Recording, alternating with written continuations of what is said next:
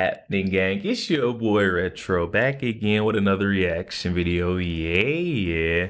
Today we got another huge update. I know y'all could probably already tell it is going down. Just by that title alone, you're definitely going to see this one as we're witnessing another explosion on a set. ABC's The View. We got The View host, Sunny Hostin, absolutely losing it as reality is finally starting to set in. We got the polls coming in. It looks like the tides are turning, guys. I'm excited to get in this one, so we're not straight into it. Make sure you guys hit that like button, hit that subscribe button. Before we even get into it, y'all, hit that like button, also hit that subscribe button for you, boy. Without further ado, let's jump straight into it, folks. Check this out. Look, I think that Kamala Harris has been running a flawless campaign, and that's why she raised billions of dollars, $1 billion.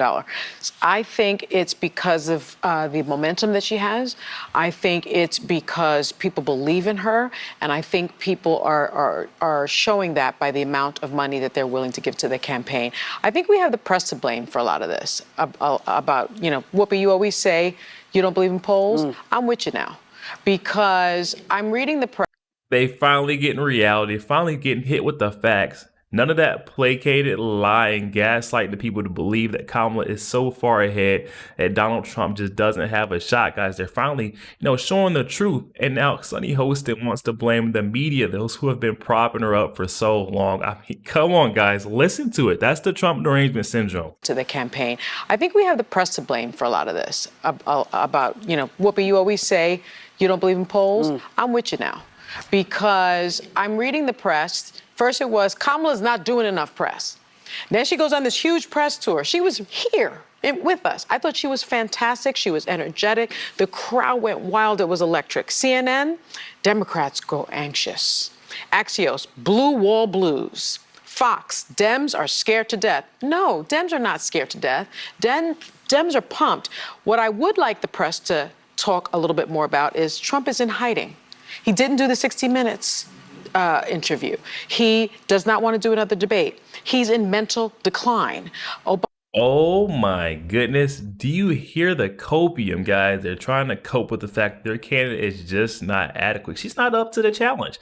Donald Trump is not in hiding, guys. He's been doing, campaign tours. He's doing appearances in states where he needs to be appearing. We've seen Donald Trump hold multiple campaign events, rallies. I don't know what decline Sunny Hostin is talking about. Donald Trump is a more than capable fit to run for the next 4 years, serve as our president. I don't see where this decline is at. You guys had a hop in the comment section. Let me know. Maybe I'm missing something. Maybe Obama's speech was captivating in Pittsburgh, yet instead of talking about that, we're talking about what he said before the speech to black men. I think that the media has to do a much better job than what they're doing. So,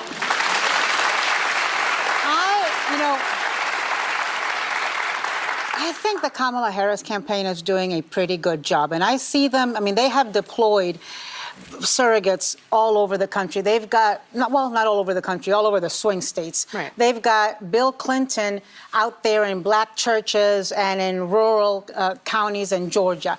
They've got Barack Obama in the big cities. They've got Tim Walz shooting birds. They've got, Doug Emhoff and his children all over the country. Donald Trump doesn't even have his wife next to him. Let's just keep remembering. Oh, brother, they keep trying to paint this picture, say that Donald Trump doesn't have anyone on his side. We're seeing the whole country. Mostly everyone in the country is behind Donald Trump. The polls are even showing now this is more of that panic setting in. Donald Trump doesn't even have his wife next to him. Let's just keep remembering that part. But also, I'm one who's actually really glad that the polls are coming out as tight as they are, because I think we need to keep this nervous energy and anxiety for the next 3 weeks. I ran into Hillary Clinton at the convention. She's coping. And one of the things that she talked to me about was, in 2016, the polls had her up. The balloons were ready to drop. They never dropped. The fireworks were ready to burst. They never went up in the sky. And she said to me that for 4 years, people kept coming up to her and apologizing for not having gone out to vote because they thought she had it in the bag. People saying to her, man, we are so sorry. We thought you didn't need us. So everybody out there freaking out about the polls, stop freaking out about the polls. Make a voting plan. Go on the campaign website. Volunteer. Make phone calls. Donate. Get engaged.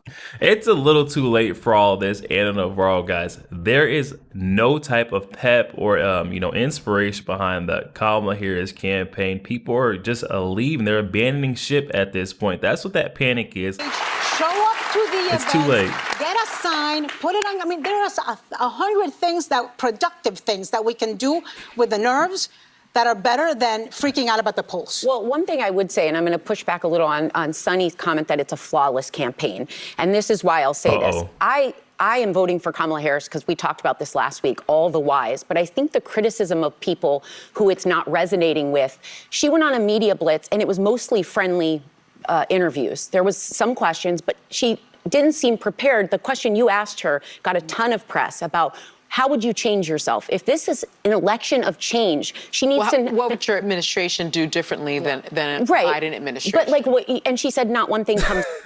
And she said not one thing comes to mind. That right there on The View is where she just sank her own ship. How are you not prepared for that question right there? You talking about your, a new way forward, it's turn a page. We're not going back. Come on. How are you going to distance yourself and say you're doing something new if you're saying you wouldn't do anything different than what happened with Joe Biden? I mean, come on, y'all. She said out her own mouth. What your administration do differently than a right. Biden administration? But like, and she said not one thing comes to mind, and she's headed into a media blitz. So these are the questions you're going to get. And so what I'm confused about is either she wasn't prepared, which I don't think so, because I think she over prepares, or she doesn't have a difference to sell. Well, and she I did think sell a difference at she the did end. eventually, but Yes, my she point did. here is that I wouldn't go flawless on it because I think there were some missed opportunities, and I think what people who are criticizing back what their problems are is I don't think they fully understand. They know why she's not Donald Trump, but they don't know why she's not President Biden. And I think she needs to be. Look at Sunny's face. Oh my goodness, guys. She is so upset right now at Sarah Haynes. They don't know why she's not President Biden. Look at that face. Look at that face right there. She is ready to eat her up after this show. You can already tell she is just not happy, and especially because this was Sunny's question that blew up her own candidate's campaign. I mean, come on, look at her face, guys. It's that bad. And I think she needs to be both of those things in an election of change. And I also think, aside from beating Donald Trump, she needs to be very clear to the voters as to why she wants the job. But don't you think they know that she definitely isn't Donald Trump? That's my point, is that's clear. But yes. Listen to her, guys. That is the Trump derangement syndrome, guys. There is a blocker in her ears. She cannot even hear what Sarah Haynes just said, that voters know that she's not Donald Trump, but they don't know that she's not Joe Biden carrying on, his policies and administration's policies. I mean, come on. Listen to it. That's the Trump derangement syndrome. Donald Trump, she needs to be very clear to the voters as to why she wants the job. But don't you think they know that she definitely isn't Donald Trump? That's my point, is that's clear. But yes, but I think they know in that. change, she needs to also distinguish herself. But here's the thing, and I know that in politics this may not be the most common thing. Kamala Harris is loyal. And so if what people want is for her to throw Joe Biden under the bus and say he did this wrong, he did this wrong, she's not going to say it. But there's of course, Kamala.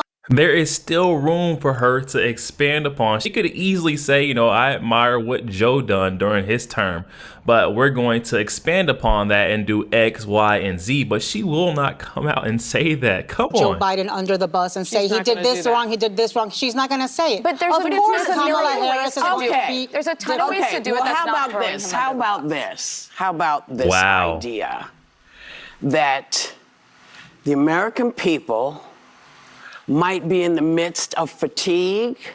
They may have gotten all the information and are sick of people saying, what are you going to do? What are you going to do? What are you going to do?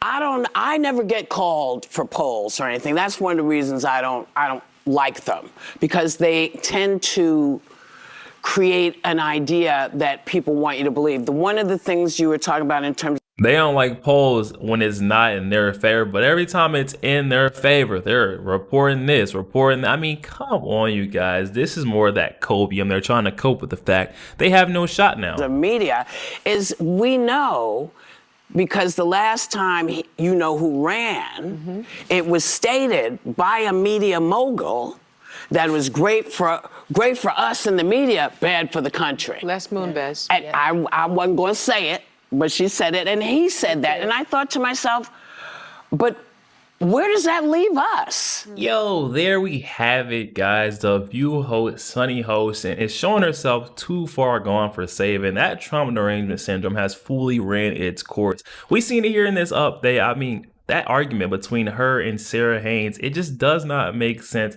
How Sunny Hostin, she's hearing one part, everything she's saying. She's like, hey, she's shown herself and proven herself to not be Donald Trump. She's done it. What else do you want from our candidate? I mean, Kamala Harris is our woman. She is who we're running with. Sarah then reiterates her point, saying, hey, we all know, America knows that she's proven it. She's not Donald Trump.